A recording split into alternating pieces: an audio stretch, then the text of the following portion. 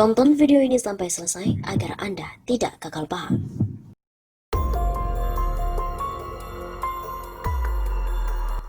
Polarisasi tajam selama 4 tahun terakhir. Tragedi 65 pun bermula dari hal yang sama.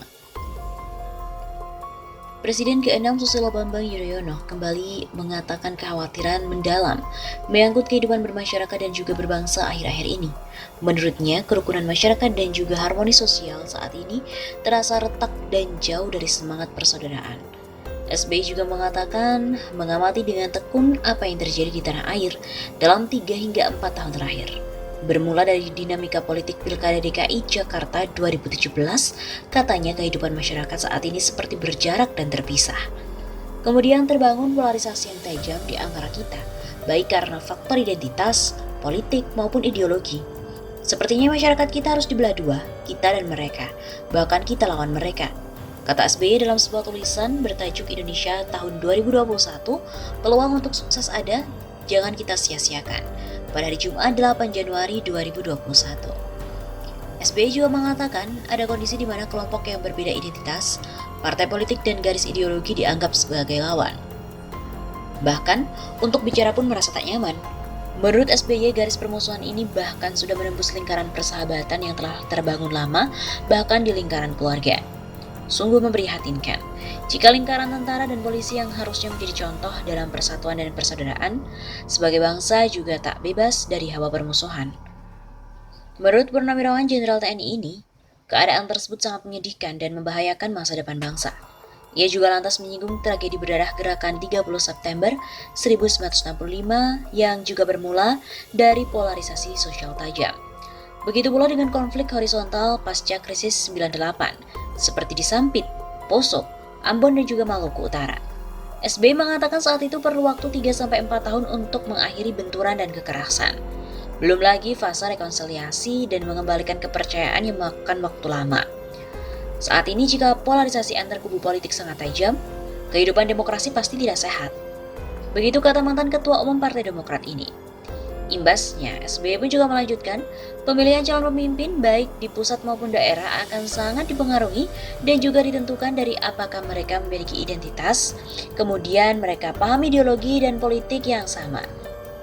Pertimbangan pertama, memilih pemimpin seperti faktor integritas, kapasitas dan kesiapan untuk memimpin juga tak lagi dianggap penting. SBY juga khawatir dengan masa depan bangsa jika hal semacam ini terus menjadi kenyataan dan semakin ekstrim dari tahun ke tahun. Jika polarisasi sosial dan juga politik ekstrim katanya, kontestasi dalam pemilu dan pilkada bisa sangat keras. Di negara dengan sejarah konflik seperti Indonesia, SBY berpendapat keadaan buruk semacam ini harus dicegah dan dihindari. Karenanya mumpung belum terlalu jauh divisi dan polarisasi sosial serta politik di negeri ini, para pemimpin dan semua elemen bangsa harus sadar bahwa sesuatu harus dilaksanakan. Something must be done. SBY juga mengatakan pembiaran dan kelambanan adalah dosa dan kesalahan besar. Dia juga meminta agar jangan ada yang justru sengaja membiarkan polarisasi terus terjadi demi kepentingan tertentu. Jangan pula ada yang justru menginginkan dan memelihara polarisasi sosial politik yang tajam untuk kepentingan pribadi dan politik. Kalau ada pihak-pihak yang berpikiran dan bertindak seperti itu, menurut saya mereka bukan hanya tidak bertanggung jawab, tapi juga tidak bermoral. Begitu katanya.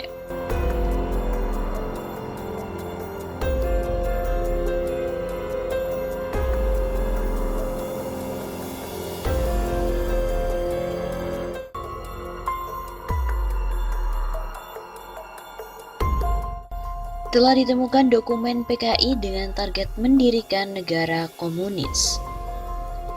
Seorang sejarawan Universitas Negeri Surabaya atau UNESA, Profesor Dr. Aminuddin Kasdi, mengaku telah menemukan dokumen kecil berisi rencana pemberontakan PKI dengan target untuk mendirikan negara komunis di Indonesia dan mengimbau masyarakat untuk tetap waspada dengan isu-isu seolah-olah PKI itu tidak kejam.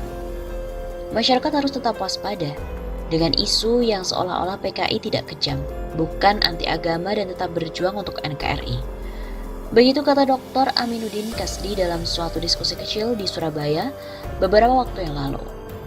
Menurut peneliti kelahiran Nganjuk, Jawa Timur, tanggal 9 Januari tahun 1948 itu, semua isu yang mengaburkan kekejaman Partai Komunis Indonesia atau PKI itu tidak didukung bukti historis.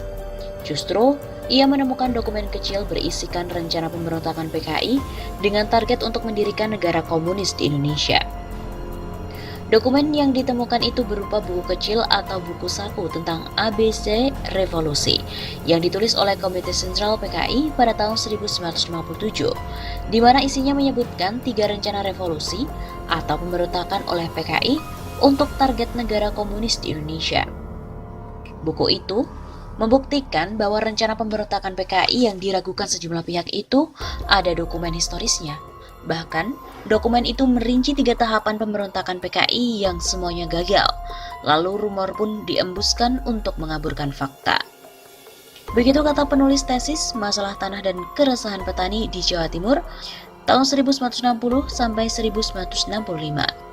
Anggota Masyarakat Sejarawan Indonesia Jawa Timur itu juga mengatakan, temuan dokumen yang sudah lusuh tak terbantahkan. Kalau ada orang NU yang dituduh melakukan pembunuhan, itu bukan direncanakan, tapi reaksi balik atas sikap PKI sendiri yang menyebabkan chaos saat itu. Mantan aktivis pelajar Islam Indonesia, GP Ansor, Himpunan Mahasiswa Islam, dan juga Muhammadiyah juga mengungkapkan sikap PKI memang meyakinkan.